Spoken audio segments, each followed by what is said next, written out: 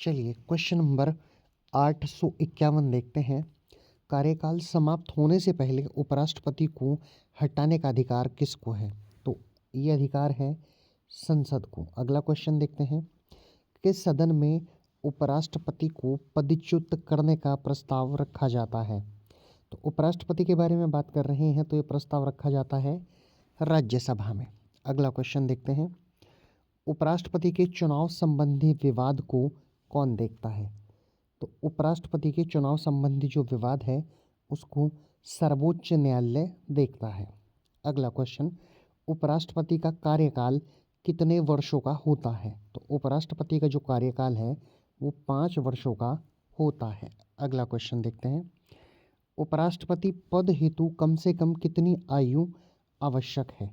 तो उपराष्ट्रपति पद के लिए आयु जो है वो 35 वर्ष आवश्यक है। अगला क्वेश्चन।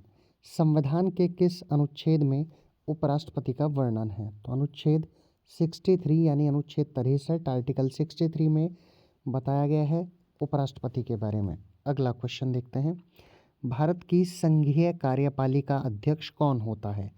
तो संघीय कार्यपालिका जो अध्यक्ष हैं वो महामहिम राष्ट्रपति होते हैं। अगला क्वेश्चन। भारत की तीनों सेनाओं का सर्वोच्च सेनापति कौन होता है? तो वो होते हैं राष्ट्रपति। अगला क्वेश्चन।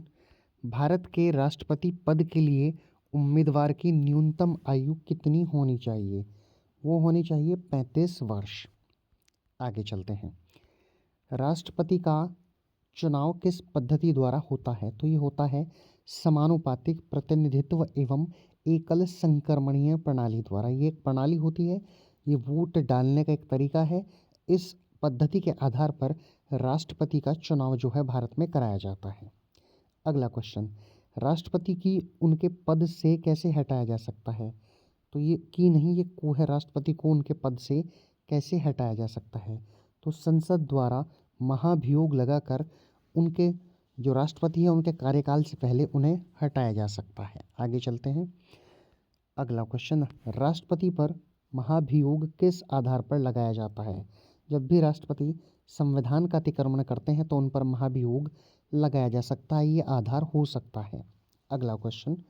भारत के राष्ट्रपति को पद व गोपनीयता की शपथ कौन दिलाता है? तो भारत के जो मुख्य न्यायाधीश हैं CJI, वो भारत के राष्ट्रपति को पद एवं गोपनीयता की शपथ दिलवाते हैं। अगला क्वेश्चन। राष्ट्रपति अपना त्यागपत्र किसको सौंपता है? तो राष्ट्रपति अपना जो त्यागपत्र है वो उपराष्ट्रपति को देता है। अगला क्वेश्चन। भारत के कौन से एकमात्र राष्ट्रपति निर्विरोध चुने गए थे? तो वो थे नीलम संजीवा रेड्डी। अगला क्वेश्चन देखते हैं। लोकसभा एवं राज्यसभा में राष्ट्रपति कुल कितने सदस्य मनोनीत कर सकता है? तो 14 मनोनीत कर सकता है कुल, जिसमें से लोकसभा में 2 और राज्यसभा में 12 सदस्यों को मनोनीत किया जा सकता है। अगला क्वेश्चन। भारत के राष्ट्रपति को कौन सलाह दे सकता है? तो जो संघीय मंत्री परिषद है वो भारत के राष्ट्रपति को सलाह दे सकती है। आगे चलते हैं। कौन सा एकमात्र व्यक्ति उच्चतम न्यायालय का मुख्य न्यायाधीश रहते हुए भारत का कार्यवाहक राष्ट्रपति भी रहा था? तो वो थे मोहम्मद हिदायतुल्लाह। अगला क्वेश्चन। किस विधेयक को राष्ट्रपति पुनर्विचार के लिए नहीं लौटा सकता? तो जो भी धन विधेयक हैं उनको राष्ट्रपति पुनर्विचार करने के लिए वापस नहीं कर सकते हैं।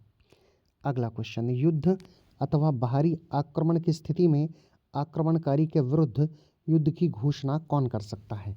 तो वो हैं राष्ट्रपति। अगला क्वेश्चन। भारत के राष्ट्रपति एवं उपराष्ट्रपति की अनुपस्थिति में कार्यभार कौन ग्रहण करेगा? तो जो सर्वोच्च न्यायालय का मुख्य न्यायाधीश है, तो भारत के राष्ट्रपति या उपराष्ट्रपति की अनुपस्थिति में CJI जो है राष्ट्रपति का कार्यभार ग्रहण करते हैं। आगे चलते हैं। भारत का राष्ट्रपति किसके द्वारा चुना जाता है? सांसद एवं विधानसभा के सदस्य भारत के राष्ट्रपति को चुनते हैं। अगला क्वेश्चन। भारत का कौन व्यक्ति लगातार 2 बार राष्ट्रपति बना? तो वो थे डॉक्टर राजेंद्र प्रसाद। अगला क्वेश्चन। किसी भौगोलिक क्षेत्र को अनुसूचित क्षेत्र घोषित करने का अधिकार किसको है? तो वो अधिकार है राष्ट्रपति को। अगले क्वेश्चन की तरफ चलते हैं। किसी राज्य में राष्ट्रपति शासन कितने समय के लिए रह सकता है? तो वो रह सकता है 3 वर्ष। अगला क्वेश्चन, भारतीय संविधान के अनुसार भारत का राष्ट्रपति राज्य का क्या होता है? तो वो राज्य का संवैधानिक अध्यक्ष होता है। आगे चलते हैं। राष्ट्रपति पद रिक्त होने पर कितने समय में भरना आवश्यक है? तो वो है 6 माह। अगला क्वेश्चन देखते हैं। राष्ट्रपति किस सूची के विषय पर अध्यादेश जारी कर सकता है? तो राष्ट्रपति संघ व समवर्ती सूची पर अध्यादेश जारी कर सकता है। आगे चलते हैं। भारत की संघीय व्यवस्थापिका को किस नाम से जाना जाता है? तो भारत की जो संघीय व्यवस्थापिका है उसको संसद के नाम से जाना जाता है। आगे चलते हैं। संसद के किस सदन को प्रतिनिधि सभा कहा जाता है? तो वो है लोकसभा। अगला क्वेश्चन, साधारण विधेयक से संबंधित गतिरोध को दूर करने के लिए संसद के दोनों सदनों की संयुक्त बैठक कौन बुलाता है? ये बुलाता नहीं, बुलाता है। इसको आप सही कर लेंगे, बुलाता है, और वो है राष्ट्रपति। आगे चलते हैं।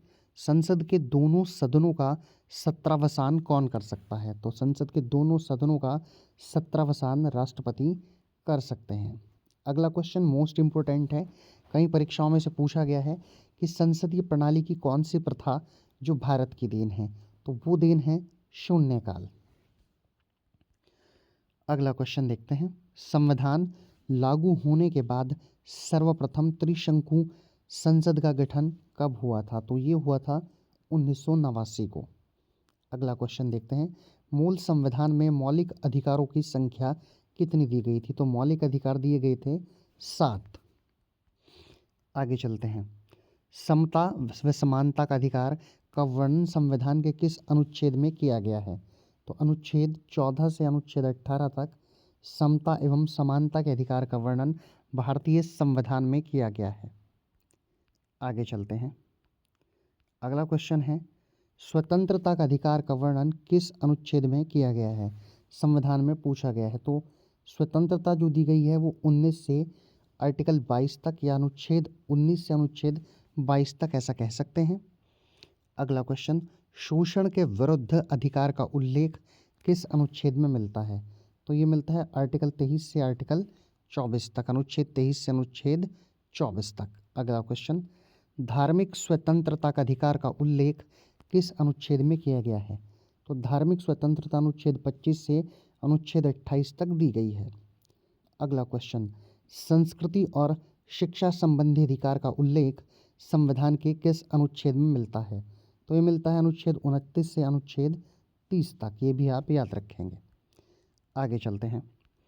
संवैधानिक उपचारों का अधिकार का जो वर्णन है वो किस अनुच्छेद में किया गया है? अनुच्छेद 32 में। और इस अनुच्छेद 32 को आप याद रखेंगे, B.R. अम्बेडकर ने इन्हें संविधान की आत्मा कहा है। अगला क्वेश्चन, डॉक्टर भीमराव अम्बेडकर ने भारतीय संविधान के किस अनुच्छेद को संविधान की आत्मा कहा है? वही क्वेश्चन है, तो आर्टिकल 32 को ही कहा है। अगला क्वेश्चन देखते हैं। संविधान के किस अनुच्छेद के तहत राष्ट्रपति देश का संवैधानिक प्रधान होता है? तो ये है आर्टिकल 52, अनुच्छेद 52 के अनुसार राष्ट्रपति देश का संवैधानिक प्रधान होता है। आगे चलते हैं। किस समिति की अनुशंसा पर 42वें संविधान संशोधन 1976 द्वारा मौलिक कर्तव्यों को भारतीय संविधान में जोड़ा गया? तो वो समिति थी सरदार स्वर्ण सिंह समिति। अगला क्वेश्चन, भारतीय संविधान में मौलिक कर्तव्यों की संख्या कितनी है? ये कर्तव्य है, यहाँ पर कर्ता लिखा हुआ है। टाइपिंग मिस्टेक हो जाती है तो आप इसको थोड़ा ठीक कर लीजिए और कर लिया करिए मेरे साथ साथ ही, जहाँ मैं बताऊँ।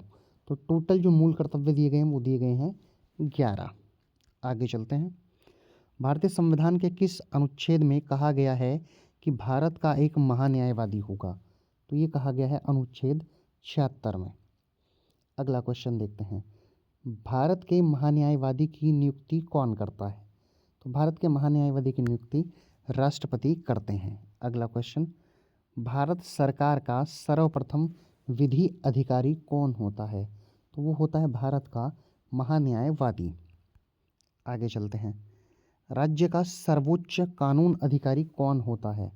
तो राज्य की सर्वोच्च कानून अधिकारी की बात की गई है तो वो हो जाएगा महाधिवक्ता। अगला क्वेश्चन देखते हैं।